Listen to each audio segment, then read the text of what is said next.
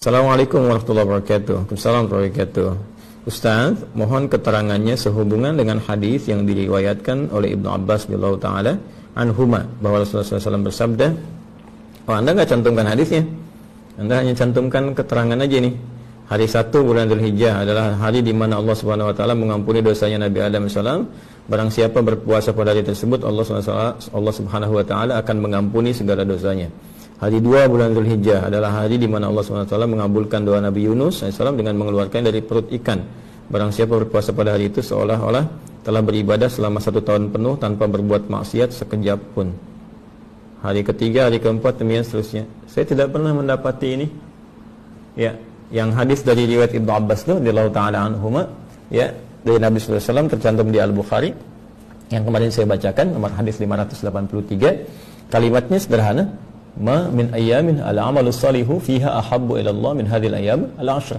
Ya, tidak ada satu pun perputaran hari yang ditemukan dari hari-hari kita beraktivitas saat amal soleh naik derajatnya menjadi dicintai oleh Allah Subhanahu wa taala, yaitu 10 hari pertama di bulan Dzulhijjah. Kemudian redaksi hadis selanjutnya bagaimana? Ya, kalau mereka para sahabat mengklarifikasi kepada Nabi, walal jihadu fi sabilillah, apakah jihad fi sabilillah enggak mampu menandingi amalan ini yang dikerjakan di 10 hari awal bulan Dzulhijjah? Kata Nabi, walal jihadu fi sabilillah, bahkan jihad fi sabilillah secara umum tak mampu menandingi amalan-amalan di awal bulan Dzulhijjah di 10 hari ini. Illa rajulun kharaja bimalihi wa nafsihi wa lam yarji' min dzalika bi syai', kecuali seorang satu-satunya yang tak mampu disaingi oleh amalan apapun yang ada, yaitu seorang yang berjuang dengan hartanya, dengan jiwanya sampai dia wafat. Nah, ini yang paling kemudian tingkat paling utama dengan kondisi-kondisi tertentu yang memang mendapati tuntutannya untuk itu.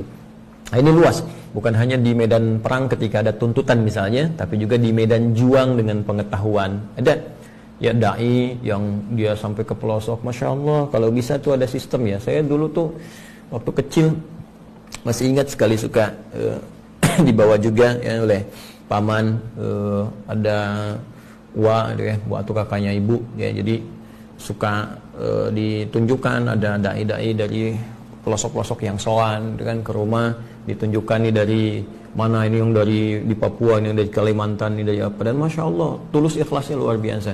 Dan itu biasanya juga di ormas-ormas ya. Mudah-mudahan sampai sekarang masih berlanjut itu ya. Ada yang support mereka, jadi diutus ke daerah-daerah pedalaman-pedalaman dan berdakwah di sana ya, dan mengabdikan hidupnya di sana.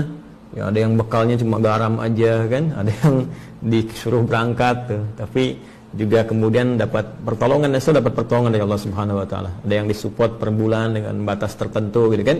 Nah, tapi mereka berjuang dan sampai selesai perjuangan mereka sampai wafat. Nah, itu yang sulit ditandingi itu. Ya. Nah, makanya kita doakan ya guru-guru kita tuh diikhlaskan oleh Allah, perjuangannya benar, karena sekali aja ada penyakit tuh kayak ria, kayak macam-macam, nah itu jadi berkurang nilainya.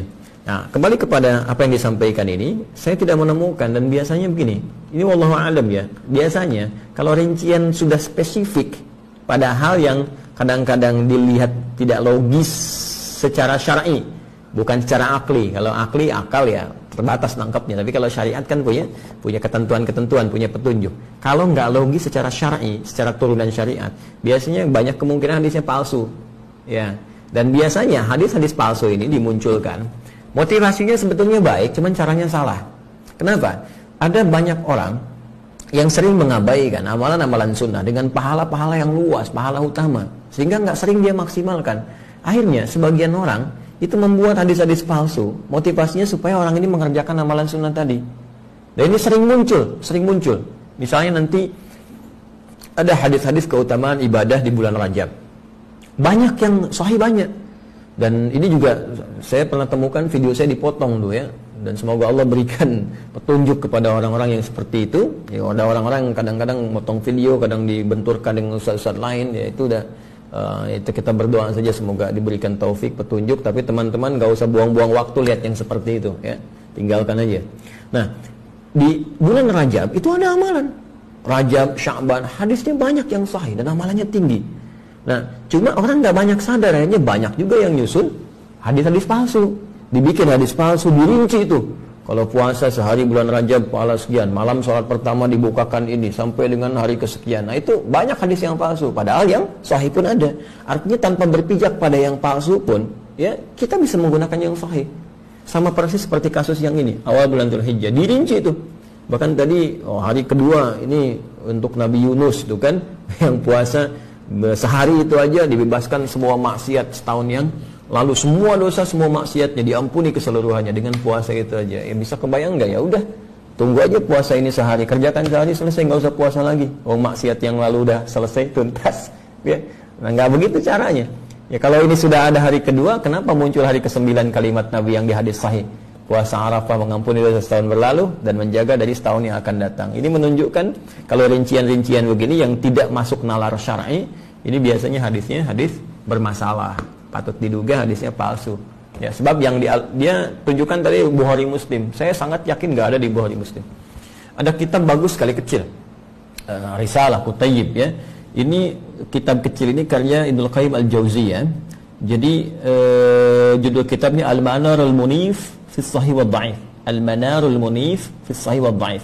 Mercusuar, petunjuk cahaya terang untuk membedakan hadis sahih dengan hadis dhaif. Jadi kita baru dengar aja, ini kita bisa menduga ini sahih, ini dhaif. Ini palsu nih. Ya, nanti ada ciri-cirinya, kualifikasinya. Nih kita belajar itu di ilmu hadis dulu. Jadi kalau mendengar yang kayak gini nih, kayak sesuatu yang dirinci pahalanya, tapi kayak nggak masuk akal secara syariat. Ya, cukup kerjakan ini, maka dibukakan pintu surga seluas-luasnya. Semua dosa diampuni.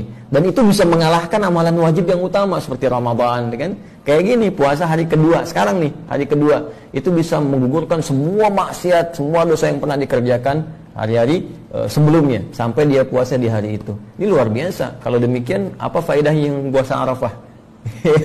Nah, jadi menurut saya tetap kita berpuasa, tetap kita beramal, tapi jangan bersandar kepada apa yang tadi disampaikan. Yang seperti itu penting untuk diketahui, sehingga nanti ada beberapa ulama menulis spesifik tentang kitab hadis-hadis palsu untuk memberikan informasi kepada kita.